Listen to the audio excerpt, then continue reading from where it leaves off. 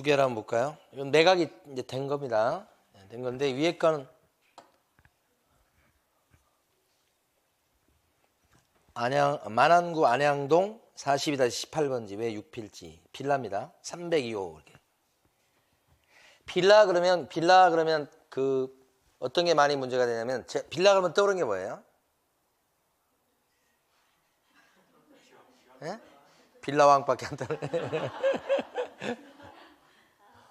빌라 그러면 제일 먼저 떠오르는 거잖아요. 위반 건축물이 되는 거예요. 위반 건축물. 그렇잖아요? 그러니까 우리가 경매에서 배울 땐 빌라 그러면 위반 건축물 이게 떠오를 정도로 위반 건축물이 그렇게 많은 거예요. 얘가. 얘는 있는지 없는지 모르겠네. 자, 그 다음에 이제 여기 보니까 감정가는 3억 2천. 빌라인데 3억 2천 3백만 원이다. 빌라가 3억 원대를 찍었잖아, 이번에. 그렇죠? 네? 좋은 거예요? 빌라 좋은 거예요? 그러니까 옛날에는 보통 빌라가 이제 2억대였잖아요.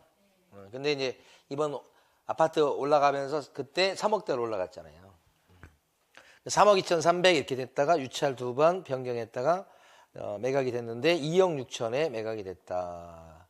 근데 2억 6천에 매각했는데 3명 들어왔다. 뭐 이런 거지. 중간에 한번 미납이 있었네요.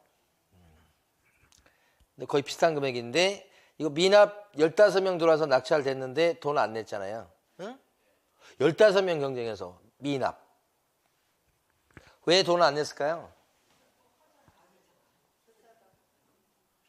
저 경쟁률 뚫고 지금 1등을 했는데. 모르죠. 왜 미납했는지. 미납의 대부분은 그런데 돈이 없어서 미납이에요. 권리 분석을 잘못해서 미납되는 경우는 그보단 적어요.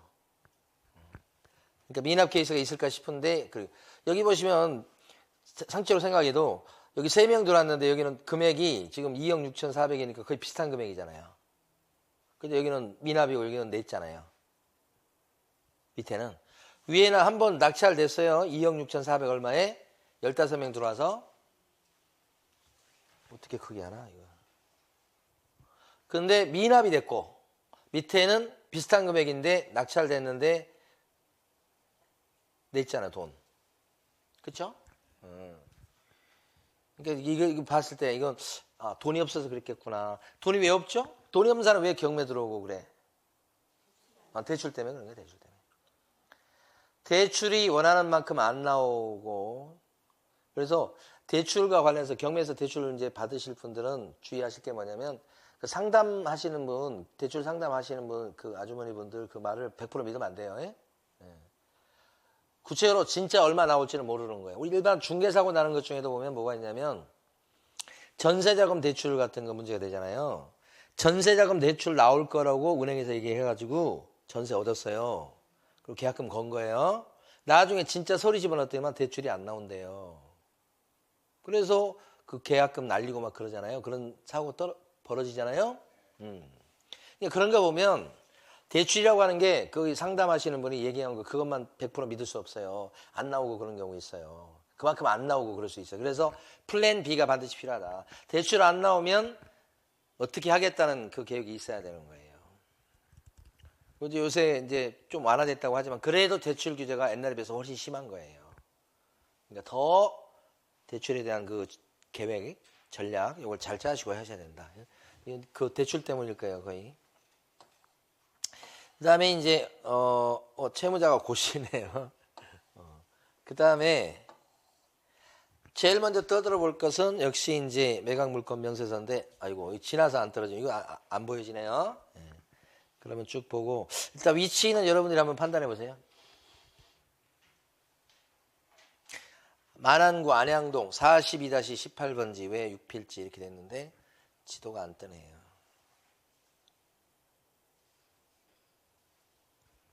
잘못 눌렀나? 시간이 걸리는가?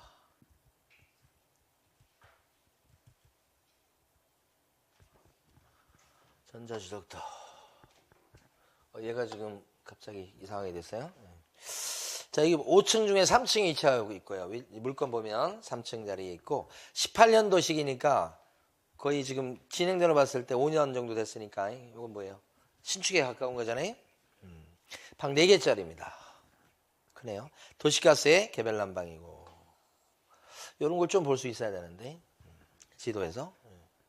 좀 이따 다시 한번 열어보고요. 그 다음에 외벽에는 백이동으로 표시되어 있다. 이렇게 돼 있고요. 나오기는 어떻게 나왔는데요. 성상 빌라 2동 이렇게 돼 있죠. 그러니까 여러분 이제 빌라 같은 거 보면 이제 주소 같은 게 조금 이제 그 현관문이나 벽에 있는 거하고 공부상의 주소가 다른 경우가 좀 있죠. 공부상 주소는 어떻게 돼 있다는 거예요? 2동. 그죠? 그런데 현장 가서 벼락을 이게 저 벽면 같은 걸 보면 어떻게 돼 있다고요? 102동으로 표시되어 있다고요. 외벽에는. 흔히 있을 수 있는 일이에요. 빌라. 잘못됐다는 건 아니고. 이랬을 때 이제 사실은 전입신고할 때는 여러분 어떻게 전입신고하셔야 돼? 102동 302호 이렇게 전입신고 하시는 거예요? 아니면 2동 302호 전입신고 하시는 거예요? 세입자로 들어갈 때. 2동 302호로 전입신고 하시는 거예요. 102동 그러시면 안 되고. 벽을 믿으시면 안 돼. 현관문을 믿으시면 안 된다고. 뭘 믿으셔야 돼? 여러분 사실은 그 등기부나 대장을 믿으셔야 된다. 그 다음에 건축물 대장에는 어떻게 나왔는지 한번 봐봐요. 2동 이렇게 나와 있잖아요. 이게 어디 갔어? 커져버리니까 갑자기 안 들어오네. 여기 있잖아요. 성산 빌라 몇 동? 제2동. 302호죠? 요렇게 전입신고 해야 된다는 얘기예요. 102동 그러시면 안 되고. 근데 이제 전입 받아줄 때 이제 거기서 걸러질 수도 있긴 하나. 그래도 일단은 제대로 해야죠. 102동 없으신데요? 뭐 이렇게 나올 수 있잖아요. 솔직히. 자, 그 다음에 요거 뭐야? 오케이. 건축물 대장 한번 본 거고요. 그 다음에 이제 2동 302호에는 이게 302호였죠. 전입 세대가 없다 이렇게 돼 있으니까 주민등록돼 있는 사람이 없어. 그 다음에 동사무소에서 주민등록표를 열람해 보니까 채무자 겸 소유자 세대 전입이 되어 있다. 그 무슨 말이야? 주인이 고씨였잖아 아까. 제가 그래서 고씨라고 그랬잖아. 고씨의 세대주가 나오긴 나온다. 근데 세입자로서의 그 세대주는 없다. 그러니까 이게 현황조사서를 제가 열어봐서 봤으면 좋은데 현황조사서는 이렇게 돼 있을 거예요. 집행관이 가서 보니까 그죠? 폐문부재에서 못 만났고 돌아오는 길에 동사무소 들려서 봤더니 주민등록을 떼봤더니 고땡땡이가 나오더라. 근데 이 사람은 소유자 채무자다. 그러니까 소유자 세대주만 전입 세대주로 나오고 또 다른 뭐 임차인으로 보이는 사람의 세대주는 없다. 그런 뜻 아니에요. 그래서 여기도 보면 임차인 현황에 아무것도 없이 그냥 비어 있잖아요. 그런 취지고. 그 다음에 등기부는 그 집안의 역사를 얘기한다고요. 등기부 보시면 정말 재밌어요, 사실은.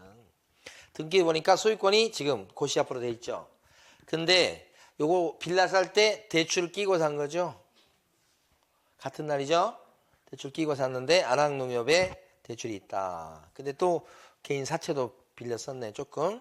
그랬다가 안한농협이 경매를 쳤다. 이렇게. 안한농협에서 경매를 붙였다. 그리고 이제 국민건강보험에서 압류도 들어왔고. 근데 여기 보니까 뭐라고 돼 있어요? 유치권 여지 있음이라고 돼 있잖아요. 2016년 좀 크게 하는 게 요건가? 크게 된 거예요? 더 크게 할 수 없나 이렇게? 유치권 여지 있음 제가 읽어드릴게요. 2016년 6월 14일 성은 디자인 이 땡땡으로부터 유치권 신고 들어왔다. 공사대금은 1억 원이다. 이거 1억 원인데 성립 여부는 불분명합니다. 이게 공사대금 1억 원인데 들어온 게 2016년도죠. 준공이 언제 됐죠? 18년도. 준공이 됐다고 한다면 이거 공사대금 있을 수 있겠다 하는 생각을 일단 해봅니다. 16년도에 했으니까. 그쵸? 공사했을 수는 있겠다 그렇게 생각을 합니다. 근데 문제는 뭐예요? 지금 밑에 보니까 유치권 배제 신청서가 들어왔어요. 배제 신청서를 누가 들이밀었냐면 안양농협 거기서요. 성원 디자인의 유치권 신고에 대해서 유치권 배제 신청서를 접수시켰다. 이렇게. 유치권 배제 신청서는 유치권 이 사람 인정이 안 될 거예요 라고 의견 제시하는 거예요. 부존재한다는 판결은 아니고. 그러면 유치권이 무조건 없다는 뜻은 아닙니다. 있을 수도 있고 없을 수도 있고. 근데 없을 가능성을 꽤 시사하는 거죠. 여기 핵심은 뭘 것 같아요? 핵심. 채권 혹시 1억이 인정될 여지는 있어 보여요. 중공 떨어진 거나 이걸 봤을 때. 근데 점유죠, 점유. 점유를 누가 하고 있다고 보이는 거야. 만나지는 못했으나 누가 지금 하고 있어. 세입자는 없어 보이고. 그치. 이 사람이 지금 점유하고 있는 걸로 보이죠? 그러면 간단해요. 유치권 이거 없을 가능성이 높아요. 그럼 가서 최윤종 눌러가지고 고땡땡씨 나오면 그냥 그 사람 소유자니까 지금 경매 때문에 왔다고 얘기하면서 그냥 그 고땡땡씨 맞냐고 얘기하고 뭐 다른 사람 같이 사는 식구들은 뭐 있냐고 물어보고 이런 식으로 해서 그냥 현장 탐문하시면 끝나는 거예요. 그래서 여기 보면 2억 6,400에 낙찰된 이유는 유치권 때문이 아니에요. 뭐 때문이겠어요, 여러분? 금액이 이 시세가 이게 안 되죠. 원상복구하는 시즌이죠, 지금. 오르기 전 시즌 그때로 금액이 되는 것이지 유치권 때문에 그렇게 된 건 아니고. 그러니까 유치권 자체가 경매에서 영향을 줄 때가 있고 안 줄 때가 있고 그런 거예요.